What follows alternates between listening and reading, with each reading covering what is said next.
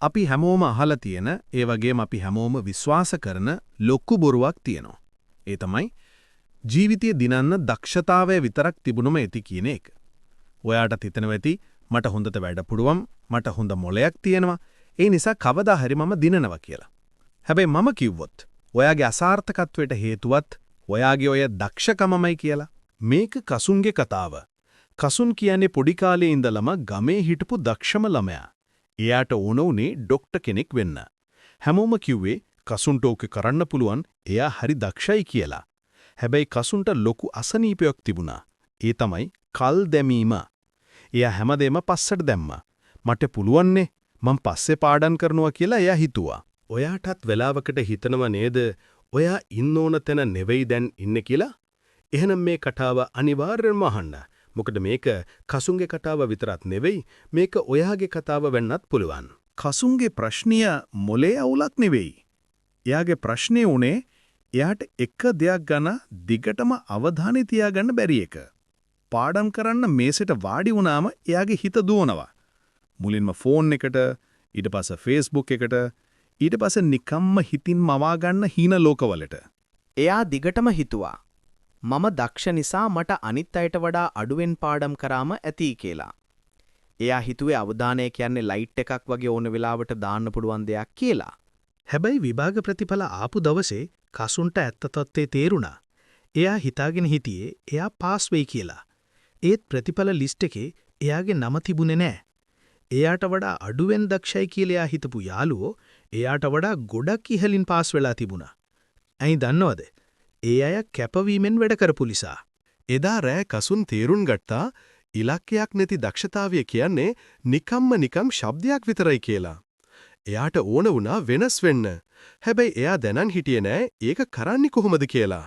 Tamanගේ හිත පාලනය කරගන්න උදව් හොයාගෙන කසුන් ගියේ ටියුෂන් සර් කෙනෙක් ගාවට නෙවෙයි.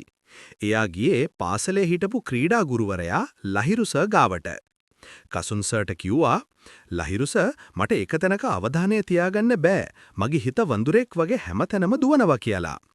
ලහිරු සර් කසුන්ට දේශනයක් දුන්නේ නෑ. එයා කසුන්ව එක්කන් ගියා පිට්ටනියට. එයා කසුන්ගේ අතට දුන්නා දුන්නක් සහ ඊතලයක්. ඈතින් තිබුණ ඉලක්කයට විදින්න කියලා සර් කිව්වා. කසුන් දුන්න ඇදලා වටපිට බල ඊතලය විද්දා. ඊතලය ඉලක්කයට වැදුනේ නෑ. එතකොට ලහිරු සර් ඇහුවා කසුන් ඊතලයේ විදිනකොට ඔයා මොනවද දැක්කේ කියලා.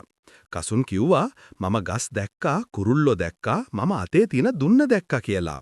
ලහිරු සර් hina වෙලා කිව්වා අන්න ඒකයි කසුන් ඔයාගේ ප්‍රශ්නය. ඔයා ඔක්කොම දේවල් එකපාර දකින්න උත්සාහ කරනවා.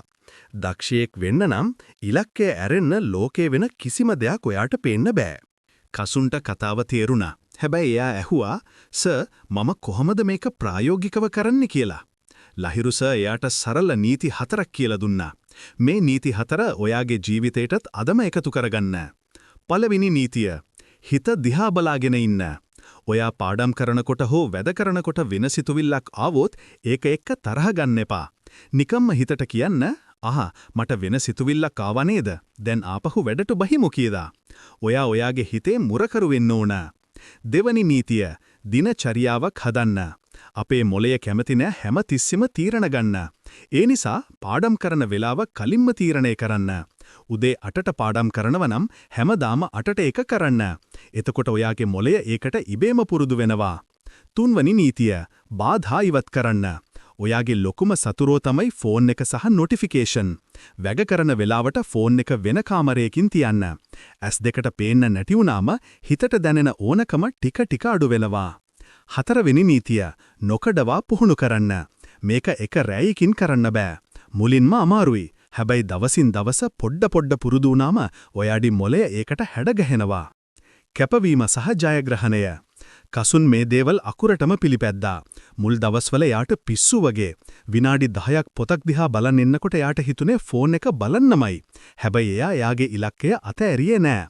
ටිකෙන් ටික විනාඩි 10 පැය භාගය වුණා. පැය භාගය පැය දෙක වුණා. එයා ඉගෙන ගත්තා කම්මැලිකම දරාගෙන වැඩ කරන්න. මාස ගානකට පස්සේ ඊළඟ විභාගය ආවා. මේ පාර විභාග ශාලාවට ගියේ පරණ කසුන් නෙවෙයි. එයාට ලොකු ආත්ම විශ්වාසයක් තිබුණා. ප්‍රතිඵල එනකොට කසුන් මුළු පළාතෙන්ම පළවෙනියා වෙලා තිබුණා. හැබැයි එයාගේ ලොකුම ජයග්‍රහණය විභාගය පාස් වුණ එක නෙවෙයි. එයාගේ ලොකුම ජයග්‍රහණය තමයි එයාගේ හිත දිනපු එක. වසරකට පස්සේ ශිෂ්‍යත්ව සම්මානය ගන්න වේදිකාවට ගොඩ වුණ කසුන්ට ලහිරු සර් කියපු කතාවක් මතක් වුණා. මිනිස්සෙක්ගේ හිත හරියට නාම්බර අශ්වයෙක් වගේ. ඔයා ඌව පාලනය කළේ නැත්තම් ඌ ඔයාව බිම දාගෙන පාගල දානවා. හැබැයි ඔයා ඌව හරියට පුහුණු කළොත් ඔයාට යන්න බැරි තැනක් මේ ලෝකේ නැහැ.